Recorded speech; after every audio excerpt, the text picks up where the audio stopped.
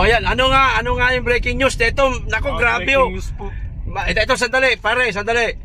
Dahil po sa napakalaking rallying ginanap o ginagawa ngayon kasalukuyan ng Iglesia ni Cristo, mga kababayan, at meron pa roon sa EDSA People Power Monument, napakarami rin tao roon, naaabutin po ng milyon, yung mga iglesia milyon. Ano, kanina lang po, mga kababayan, may lumabas po na balita. Hindi po, paring PL. Hindi gawa-gawa ito ng tropang yugyog. Balita ho talaga totoo. Siya nga pala, kami na ngayon itong tropang yugyog.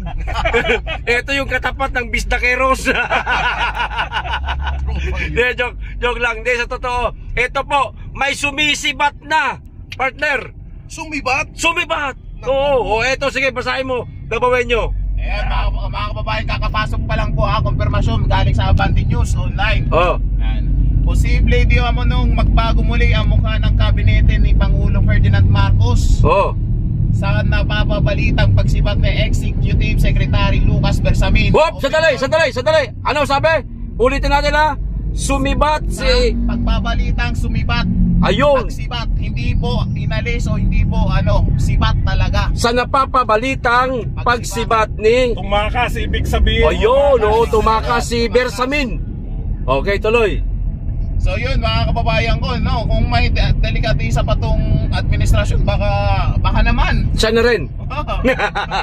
Alam niyo po, Badong, magbigay ka ng opinion. Ayan, alam niyo, ito tingin natin, si Bersamin na lang po yung kumbaga pinakamatino, dyan sa sindikato riyan sa Malacanang. Matino ba yung sindikato?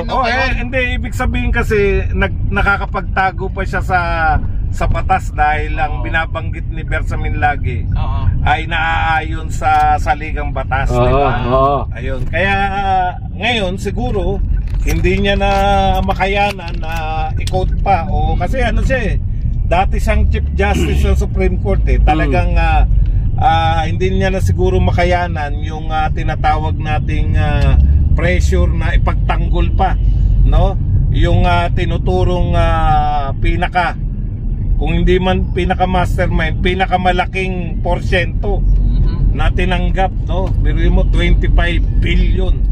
Yan, malamang nag-alabonoan na rin to, na kaysa kumanta pa ay minabuti na lang na manahimik at tumakas. Sa pamamagitan ng ang pamamaraan na kanya pananahimik, partner, mga tropang yugyog, yung pagsibat. Ito kasi ito, medyo lalawakan lang natin, mga kababayan, itong salitang sibat, Bakit? Bakit na ilabas po ng isang mainstream media o isang tabloid, mga kababayan, na kumakalat na sa social media na di umano'y etong pagsibat umano ni Bersamin? Bakit po napabalita yan? Bakit po nagamit yung salitang pagsibat? Kasi maaaring ang senaryo mga kababayan ganito. Sa kabila po ng ito opinion lang natin to, hindi tayo paparatang pwedeng totoo, pwedeng hindi, maaaring meron ng mga kumikilos ngayon, mga kababayan. Maaaring sinabi ni AFP Chief Browner na ang AFP kailanman ay hindi gagawa ng pagkilos na unconstitutional. Sabi niya, di ba, mga partner? Hindi daw sila, walang kudeta sa madaling salita. Napakadaling sabihin nun, mga kababayan. At yun naman talaga ang dapat niyang sabihin. Kasi siya nga po ang EFP pinakamataas sa sandatahang lakas. Ayan, ika nga, mga kababayan. Hindi kaya dahil sumipat si Bersamin dahil kinanta na rin siya sa Senado na tumatanggap? Hindi naman kasi wala pa namang Senado ngayon wala natin nakikitang hindi natin masabi. Sinabi nga siya. Sinabi na siya. Yung may tumatanggap para sa kanya. Meron pala talaga. Meron. Kailan sinabi sa kahapon? Hindi, yung kay Bernardo. Ay, kay Bernardo. Ayun. Kaya dahil doon, ayun lang, para sa akin lang yun. Tama. Pwede rin yun. Pwede talaga kasi sindikato talaga yan pwede. Sindikato talaga sila magkakasabot yan. Naku, yan ang nga pa sinasabi. Hindi po. 3 araw po ang rally ng ANC, mga kababayan. Yan na. Po kami ng EDSA. Yan na nga. Yung Kasi pala. nasa ilalim tayo na Skyway kaya medyo nawawala tayo. yung signal. Yung pala yun, meron palang kumanta kay Hindi Bersamin. kaya dahil doon tayo. Maaari. Posible. Oh, syempre, dahil may kumanta na sa kanya, kinanta na siya. Ngayon, nagkaroon siya ng konting takot, natural yan bilang isang tao, no? Natural yan. Naisipan niya, takas na lang tayo, mahirap na, baka mamaya. Ulit-ulit daw si Kapi. Oo nga hindi kasi may hinahanap ako hindi ko makita. Hindi ko makita Una si Bunuan. Bunuan. Oo. Tapos ngayon, Si Bersamin. Sino kaya sunod? Ay, alam ko, sunod. baka si Marcos na susunod dyan. Hindi, tsaka yung pagtatapat ni Saldico, mukhang sila yung ayaw papalikin, di ba? Di ba kasi parang, sige, dyan na lang kayo, magtago na lang kayo dyan. Para pag narito kasi sila, baka mapilitan pa sila magtapat eh. Di, meron pa meron pa susunod dyan, alam ko Walang signal, di pag nakawala tayo rito. Meron pa isang susunod kay Bersamin, alam niyo kung sino? Sino? Si Romualdez. Uy, Ay, meron pa. hindi pa dapat naka-ban na yan Asa para yun, hindi no? makalabas ng bansa. Hindi, para sa akin tayo, no? Wala to. Tay, Video na to. Tay, Oh. di ba dapat, tawag dito, kapag ganyan na mga senaryo, hindi ba dapat iban na ang mga nila, mga i-confiscahin yung mga nila, pasaporte nila? Hindi pa basta-basta yan kasi wala naman demanda Para hindi makalabas ng bansa. Oh, Wala na lang. Hindi, ano kasi yan, dadaan sa korte. Wala naman kasing Korte ang magsasabi na... Ayan nga ang problema, paano sila masasabihan ng korte, wala naman silang demanda. pag may demanda na sila, yan, mabigat yung sa kanila. Tignan mo, Baka pwede lang. tinambangan na yata sila boss. Wala pala, no? Wala nakikita. Wala rin sa akin. Buti pa ako, may video ko. Sige lang. So ayun na nga mga kababayan.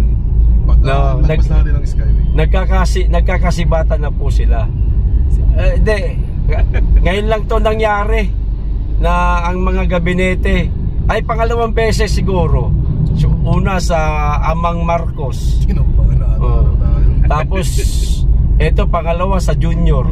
Nagsisipagtakasan na yung mga mga kababayan. Yung mga gabinete. Ayun, natatakot na. So ibig sabihin niyan mga kababayan, ibig sabihin ho niyan, natataranta na sila. Ano niya? Natataranta na sila na baka makalaboso sila. Kumbaga kanya-kanyang takas. Ayan, Kanya-kanyang takas, kanya-kanyang ligtas sa sarili. Kanya-kanyahan na. Diba? At kanya-kanyang, ang malupit niyan kung kanya-kanyang tago ng yaman. Hindi, pre. Yung halimbawa, kung totoo man talaga yung mga nakaw na yaman yan, ay tago na yan. Oo, wala pa rin. Naitago na yan, matagal na naitago yan. Kaya nga lakas na loob na tumakas nila kasi kaya silang buhayin nun habang nabubuhay sila Sa laki ba naman ng halaga Kaya talaga dapat paburaw sa sa death penalty talaga dapat para sa mga politikong. maraming hindi pipirma ng ng death penalty na yan kasi maraming mabibitay. Maraming mamamatay. So papunta na po kami ngayon mga kababayan sa yung tuloy pa rin kaya yung yung 'di ba chairperson si BBM sa ASEAN ngayon. Kung hindi na siya presidente, paano? Pag hindi, next year pa naman yun next year pa naman. Hindi naman tao yung nagpe-presidente kundi kundi bansa. So kung sino ang presidente natin, yun yung nakatoka. At siya nga pala, nakalimutan natin, partner Badong. Ang papalit di umano kay Bersamin, si Ralph Recto. Ayun. Sa pang Putya, hindi niya kaya. Alam mo, ang executive secretary, dyan na talaga ang kapalpakan ni BBM. Kasi po ang executive secretary, wala po nilagay na executive secretary na hindi abogado. First time na naman, talagang maraming first time. Lahat po na natatandaan kong executive secretary, panay abogado po yan. Kasi po ang dami pong usapin na kumbaga yung presidente, lalo na kung hindi abogado, marami pong hindi kakulangan sa batas, di ba? Correct. O kung matino kang presidente, dapat ang kunin mo abogado para mapapayuhan ka na maayos. Correct, wala na nga sa pinag-aralan, ginawa. Wala na nga sa pinag-aralan, wala na nga sa college degree. Puta na, kumuha pa siya ng isang tanga. Ano? Yung recto ba yun tayo? Yun ba yung bastos kay Senator Bongo? Yun. Direkto. Diba?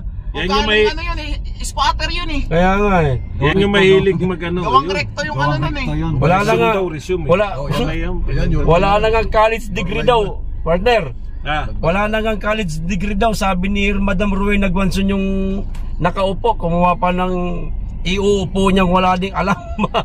Yung magaling magplansya yan, partner. Ang meron lang naman si Recto talaga yung asawa niya. Oh. Alam niyo ba, baka hindi alam na mga viewers natin kasi bata yung mga viewers ko, partner, mga Daisy lang ang mga viewers ko. Daisy, sa mga viewers po natin na hindi nakakalam, unang takbo ni Recto, ang pangalan niya sa balota, Mr. Vilma Santos. Oh, talaga? Oh, partner, talaga parang nakakatawa, di ba? Gamit na gamit ah.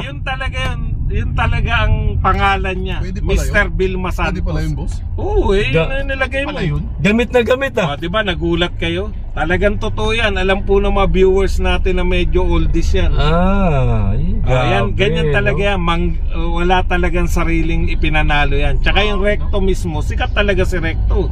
Si Claro, yung lolo niya, kita nyo naman, may sariling pangalan. May sariling kalye, di ba? Oo. Yung kalye Ascaraga. Yan po dati yung kalye Ascaraga. Na ngayon pinalit dahil sikat yung lolo niyan eh. Ang lolo po niyan, Makabayan.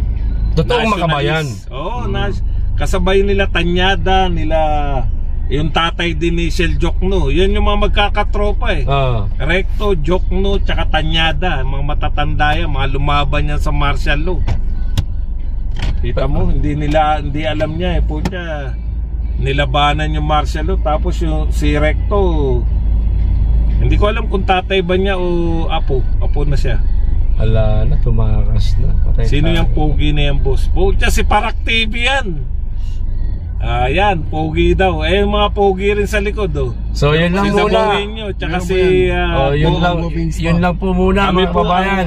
Nagbigay lang po kami ng update sa inyo kung ano na po nangyayari. So unti-unti na pong nagsisipaglayasan. Balik po kami ng EDSA. Nagsisipaglayasan na sila. Sumisipat na sila. Okay, hanggang dito lang po muna. Mag-iingat kayo lagi. Tigit sa lahat. Mahalin natin ang Pilipinas. Wahoo! Bye-bye, pre!